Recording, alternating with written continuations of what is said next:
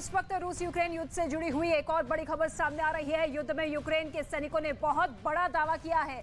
Bakhmut में इस वक्त बहुत बड़ी और भयंकर लड़ाई छिड़ी हुई है। यूक्रेन की सेना का यह कहना है कि यह बखमूत की लड़ाई प्रथम विश्व युद्ध जैसी दिख रही है।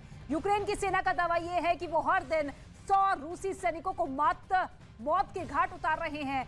तो अटैक और काउंटर अटैक लगातार जारी है। यूक्रेन जंग के 9 महीने की कहानी का सारा सार यही है कि रूस को जंग के कई मोर्चों पर शिकस्त मिली है।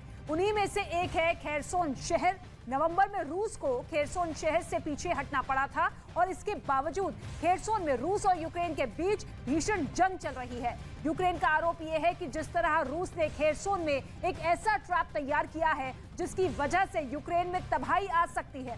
आखिर क्या है रूस का ये ट्रैप, देखिए हमारी इस खास रिपोर्ट।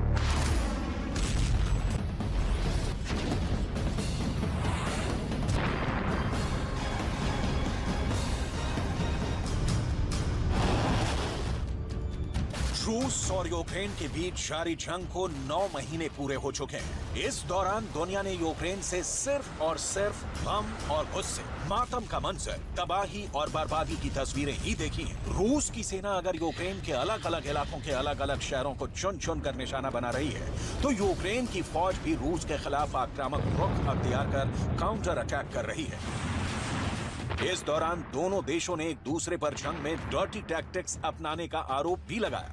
लेकिन इस जंग में एक इलाका ऐसा है जो दोनों ही देशों यानी रूस और यूक्रेन के बीच प्रतिष्ठा का सवाल बन चुका है। और ये यूक्रेन का वो इलाका है जहां जंग की शुरुआत से ही एक ऐसा महासंग्राम चल रहा है जो अब महातबाही की कगार पर खड़ा है।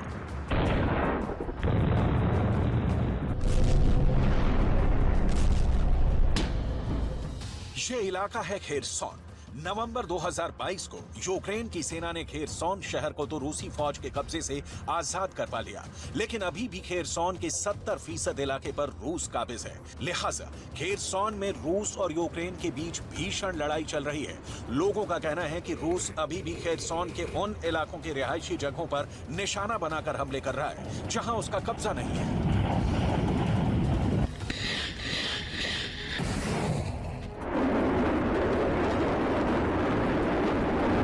На Херсонському напрямку окупанти також ведуть оборону. Здійснюють обстріли з мінометів, ствольної та реактивної артилерії по позиціях наших військ, а також в населених пунктах Дніпропетровської та Херсонської областей.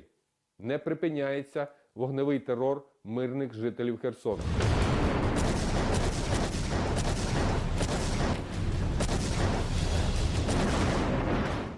ये खेरसोन शहर की तस्वीरें हैं और फिलहाल यहाँ उन लोगों के शवों को बाहर निकाला जा रहा है जो शहर के एक रिहायशी इलाके पर रूस की सेना की गोलाबारी में मारे गए थे। खेरसोन शहर के लोगों का आरोप है कि रूसी फौज ने शहर छोड़ने से पहले चुनिंदा लोगों की निर्मम हत्या कर दी थी। लिहाजा यूक्रेन के ये अधिकारी अब रूस की सेना के वॉर क्राइम के सबूत इकट्ठा कर रहे हैं।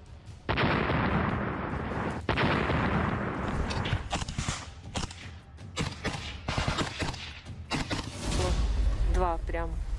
Один пощадив снаряд, а другий вже убив. У нас за півгодини упало 35 снарядів. За півгодини біля наших будинків. Так що ховалися, молилися, тікали. І двоє вбило. Це один і тут другий ряд. Звичайно, хочу. Убили мені корміль.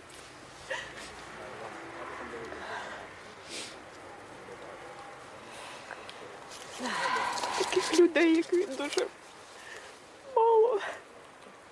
Я ж кажу, був дуже гарний.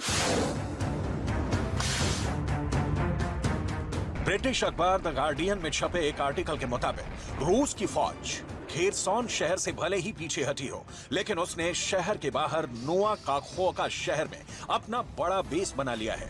दरअसल नोआ काखोका शहर यूक्रेन के खेरसॉन प्रांत का एक अहम स्ट्रेटेजिक पॉइंट है। जंग की शुरुआत से पहले इस शहर में 70,000 लोग रहते थे, लेकिन अब जंग की वजह से शहर के ज्यादातर लोग इसे छोड़कर जा चुके हैं। लेकिन अब शहर के काखोका हाइड्रो इलेक्ट्रिक डैम के पास रूस और यूक्रेन की सेनाओं के बीच भीषण लड़ाई चल रही है।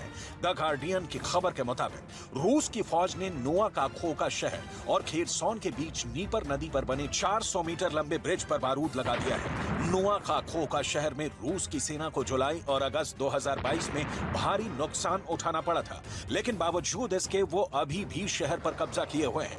यूक्रेन का आरोप है कि रूसी सैनिक शहर में कत्लेआम मचाने के साथ साथ लोगों के साथ भी लूटपाट कर रहे हैं।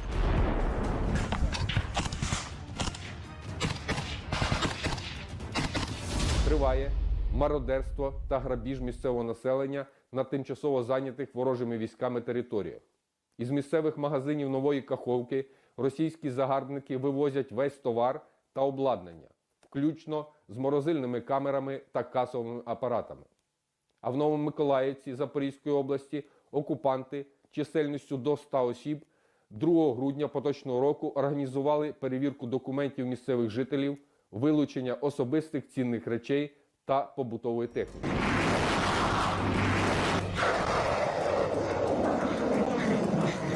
न्यूज एजेंसी रॉयटर्स के मुताबिक अमेरिका की Yale School of Public Health and Conflict Observatory ने खेरसॉन पर एक रिपोर्ट तैयार की थी। इस रिपोर्ट में यह हकीकत दर्ज थी कि रूस की सेना ने खेरसॉन में मार्च 2022 से अक्टूबर 2022 तक 226 स्थानीय लोगों को हिरासत में लिया। इनमें से 1/4 लोगों को यातनाएं दी गई। हिरासत में लिए गए कई लोग अभी तक लापता हैं। ये रिपोर्ट यूक्रेन जंग के दौरान रूस की सेना के वॉर क्राइम्स की जांच और उसके खिलाफ सबूत इकट्ठा करने के लिए तैयार की गई थी। संयुक्त राष्ट्र की एक टीम ने भी यूक्रेन जंग के दौरान रूस की सेना के वॉर क्राइम पर एक रिपोर्ट तैयार की है।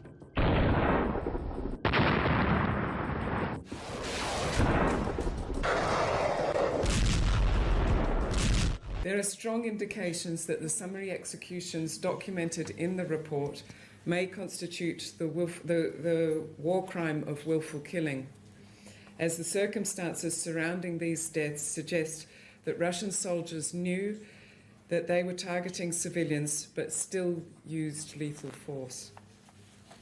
A mere text message, a piece of camouflaged clothing, or a record of previous military service could have fatal consequences. Russian soldiers brought civilians to makeshift places of detention and then executed them in captivity.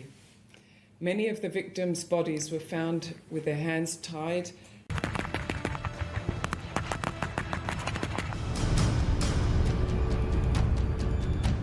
Ukraine के राष्ट्रपति Volodymyr Zelensky रूस पर ये संगीन आरोप लगा चुके हैं कि रूस की सेना नीपर नदी पर बने काखोका हाइड्रो इलेक्ट्रिक पावर प्लांट को एक हथियार की तरह इस्तेमाल करने का फैसला कर चुकी है। और राष्ट्रपति पुतिन का ये प्लान इतना खतरनाक है कि ये पूरे खेरसॉन इलाके में महातबाही की सुनामी ला सकता है। राष्ट्रपति ज़ेलेंस्की का आरोप है कि पुतिन खेरसॉन इलाके से यूक्रेन की सेना को पीछे धकेलने के मकसद से काखोका डैम के चारों तरफ लैंड माइंस और बारूद भिजवा रहे हैं। और अगर राष्ट्रपति पुतिन का यह प्लान कामयाब हो गया तो खेरसॉन में जल प्रलय की सुनामी आ जाएगी।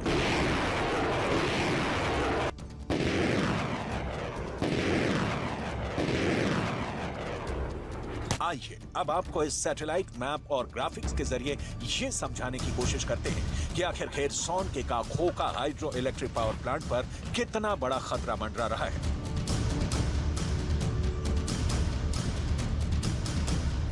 काखोका hydroelectric power plant Kherson का 6ठा सबसे बड़ा पावर प्लांट है। इसमें 350 मेगावाट बिजली का उत्पादन होता है। इस पर बना बांध 30 मीटर ऊंचा और करीब 3.5 किलोमीटर लंबा है। इसके बांध में 18 मिलियन क्यूबिक मीटर पानी है। बांध का पानी दक्षिण यूक्रेन की पानी की आपूर्ति का सबसे बड़ा जरिया है। काखोका पावर प्लांट से पूरे दक्षिण यूक्रेन को बिजली सप्लाई की जाती है। अगर डैम टूटा तो खेरसॉन में बाढ़ आ जाएगी। सैलाब की वजह से हजारों लोग मारे जाएंगे। खेरसॉन के 80 गाँव और शहर जलमग्न हो जाएंगे। नॉर्थ क्रीमियन शहर बर्बाद हो जाएगा। दक्षिण यूक्रेन में पीने के पानी और बिजली की समस्या खड़ी हो जाएगी। इतना ही नहीं, ज़ापोरिज़िया न्यूक्लियर पावर प्लांट के कूलिंग सिस्टम की वाटर सप्लाई रुक जाएगी। इसकी वजह से यूक्रेन में ऊर्जा संकट और भी गहरा जाएगा। राष्ट्रपति ज़ेलेंस्की का यह भी आरोप है कि रूस खेरसोन पर लगातार बर्बादी का बारूद बरसा रहा है। आलम यह है कि रूस की सेना ने महज एक हफ्ते के अंदर खेरसोन के अलग अलग इलाकों में 258 बार गोलीबारी की।